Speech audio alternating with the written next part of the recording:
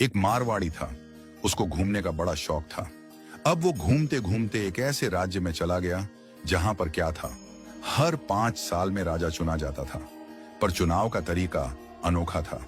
एक हाथी आता, सूंड में माला लेकर, और सबके बीच घूमता था। जिसके गले में वो माला डाल देता वही राजा बनता था।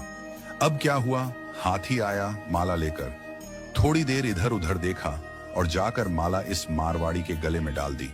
मारवाड़ी हैरान, अरे भाई, मैं तो घूमने वाला आदमी हूं, ये कहां फंसा दिया। खैर, उसे राजा बना दिया गया, सिंहासन पर बिठाया गया। राजपुरोहित आया, तिलक करते हुए शर्तें सुनाने लगा। भैया, आपको 5 साल के लिए राजा बनाया जा रहा है, लेकिन 5 साल पूरे होते ही आपको यहां से सैकड़ों किलोमीटर दूर एक उफनती नदी के किनारे छोड़ दिया जाएगा।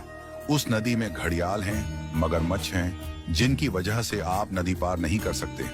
अगर किसी तरह पार कर भी गए तो उसके बाद आएगा एक गहरा जंगल जिसमें हिंसक जानवर और खतरनाक राहें हैं। वहां आप जानो और आपकी किस्मत। अब तक जो भी राजा बना था उसे मालूम था कि 5 साल बाद मरना तय है, तो वह 5 साल बस ऐश करता था, भोग विलास, मजा, तामझाम। लेकिन यह मारवाड़ी अलग निकला।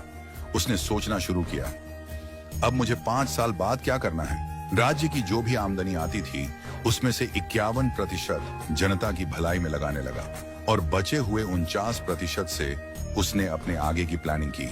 पहले साल उसने नदी पर एक पुल बनवाया, दूसरे साल उस पार के जंगल को साफ करवाया, खेती के लायक जमीन बनवाई, तीसरे साल वहां सड़कें बनवाई, लोग वहां बसने लगे, गांव और मोहल्ले बनने लगे।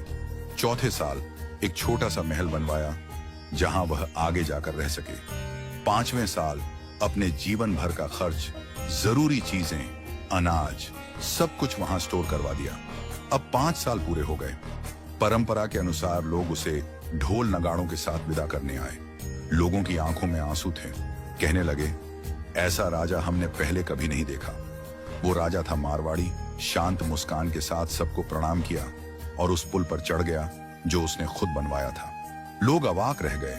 हजारों राजा आए गए, मारे गए, लेकिन ये पहला राजा था जो भवसागर को पार कर गया। कथा का संदेश, हम सभी इस धरती पर सीमित समय के लिए आए हैं। ये जीवन 5 सालों की तरह है। जो इस समय को मौज में घंवा देता है वो अंत में उस भवसागर में गिरता है जहां मगरमच्छ, घड़ियाल, दुख और पीड़ा है। लेकिन जो जीवन का उपयोग अच्छे कर्मों, जनसेवा और प्रार्थना में करता है वो इस जीवन से परे उस पार पहुंच जाता है। तो आज ही से भवसागर पार करने के लिए अपना पुल बनाना शुरू कीजिए, ताकि जब आपका कार्यकाल समाप्त हो तो आपको भी सीधे ठाकुर जी के पास बैकुंठ में वास मिले और आपके अच्छे कर्मों की वजह से आपको हमेशा के लिए याद रखा जाए।